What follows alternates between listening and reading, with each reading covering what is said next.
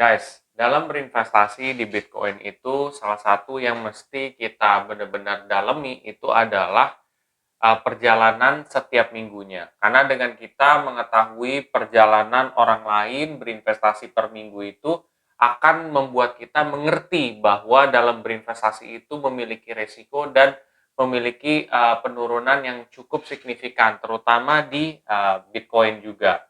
Nah, di minggu ini gue akan coba mereview investasi gue di Bitcoin di aplikasi Peluang selama 5 bulan 1 minggu. Dan juga di sini gue akan coba sharing ke kalian soal fundamental terhadap cryptocurrency. Nah, fundamental ini dapat membuat kalian bisa memilih cryptocurrency yang benar-benar bagus. Penasaran seperti apa infonya? Simak videonya setelah yang satu ini.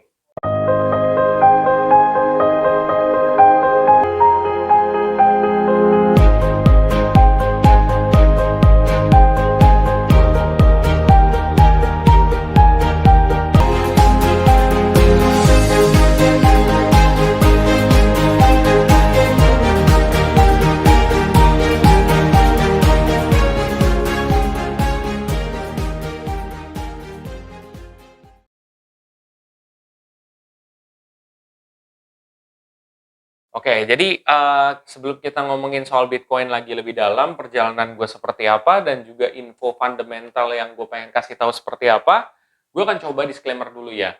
Satu, keputusan investasi ada di diri kita masing-masing. Kedua, investasi itu pasti mengandung resiko. Ketiga, gue tidak pernah mengadakan titip dana sama sekali. Tidak pernah mengadakan, oke?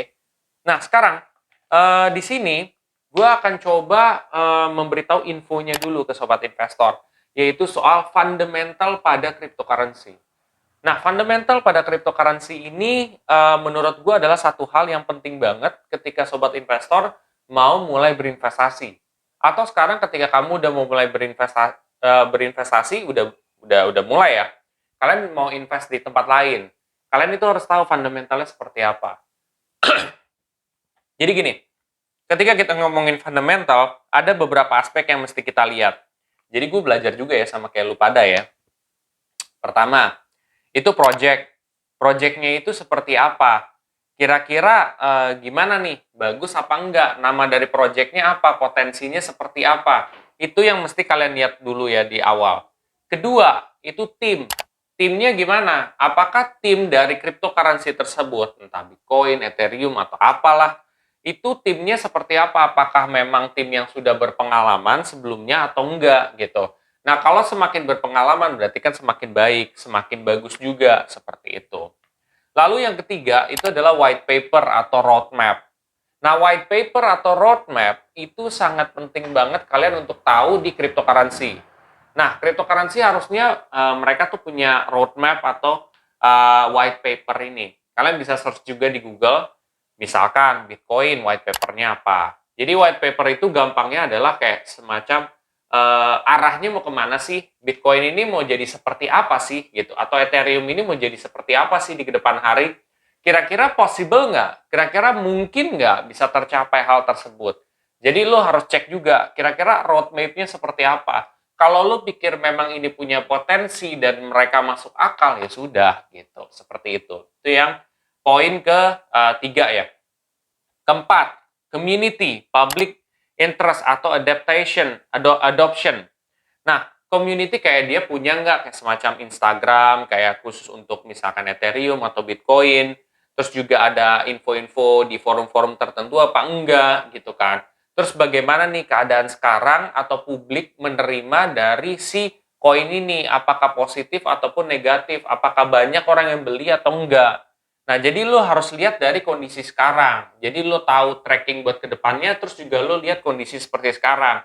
Kalau sekarangnya memang masih bagus, ya udah, itu bisa menjadi salah satu alasan lo pilih dari koin ini. Nah, yang kelima itu adalah security atau keamanan. Jadi di cryptocurrency itu kan tingkat keamanannya itu kan memang secara general bagus. Cuman lo harus lihat lebih dalam lagi. Kira-kira security mereka seperti apa gitu. Lo tinggal search aja di Google, tulis aja kayak security Bitcoin misalkan, security Cardano atau apa seperti itu. Jadi lo bisa tahu lebih detail tentang keamanan pada cryptocurrency tersebut. Lalu yang keenam adalah earnings. Jadi itu adalah pendapatan. Nah, kira-kira potensi yang lu bisa dapetin di beberapa tahun ke depan itu seperti apa? Dengan lu tadi mengkalkulasikan ya yang tadi-tadi gitu, roadmap-nya tuh seperti apa, kira-kira bisa peningkatannya seberapa persen, itu kalian bisa coba pikirin sendiri gitu loh. Jadi lu bisa pikirin, oh kalau misalkan ternyata dia punya misi untuk menjadi alternatif pembayaran, kalau misalkan beberapa negara aja orang yang make, itu kira-kira naiknya berapa persen ya? Nah, itu lu coba bisa pikirin aja gitu. Kalau memang ternyata, bakal banyak banget nih. Berarti kalau banyak orang yang membeli cryptocurrency ini, otomatis harganya juga akan meningkat. Harganya meningkat, maka kalian akan bisa mendapatkan keuntungan lebih besar. Jadi kayak gitu guys, itu kan sesuatu hal yang positif juga. Oke, itu aja sih sebenarnya dari segi fundamentalnya guys. Mudah-mudahan ini bisa menambah pengetahuan kalian juga soal fundamental di cryptocurrency. Nah, sekarang gue review investasi gue di Bitcoin selama 5 bulan 1 minggu. Nah, selama 5 bulan 1 minggu ini, ternyata memang ada penurunan ya, cukup lumayan signifikan juga gitu. Sekarang gue jadi turun segini, ya, sekitar 8%. Jadi ya udah gitu, nggak apa-apa juga, masih positif juga. Karena gue memang tahu cryptocurrency itu emang resiko turunnya juga drastis ya gitu. Jadi ya apa namanya, gue ceritain di sini seperti janji gue gitu ya. Gue ceritain kalau gue lagi turun, gue ceritain kalau lagi naik, gue ceritain gitu. Jadi supaya ada keterbukaan juga gitu. Soalnya banyak orang yang juga bilang, loh harusnya lo kasih tahu dong turun naiknya seperti apa. Ini gue kasih tahu per minggu. Ini gue sharing ke kalian. Pertanyaannya kalian nonton atau enggak? Itu aja sih sebenarnya. Seperti itu guys. Dan ketika misalkan kalian lebih memahamin, itu kan semakin baik kayak gitu. Tapi di saat-saat kondisi seperti ini, malah gue di sini top up guys gitu. Lumayan gitu. Gue top up dengan nominal yang ada aja. Nih seperti ini juga. Caranya gimana? Gue tinggal klik beli aja di aplikasi Peluang. Habis itu masukin nominal investasi gue. Udah deh selesai. Gampang banget kan? Tapi pastiin kamu udah punya saldo di e-wallet. Seperti itu.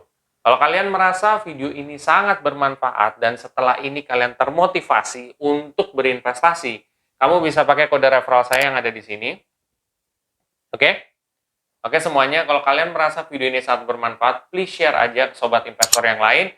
Dan jangan lupa untuk subscribe, like, dan komen di video gue. Sampai jumpa di video gue selanjutnya. Terima kasih.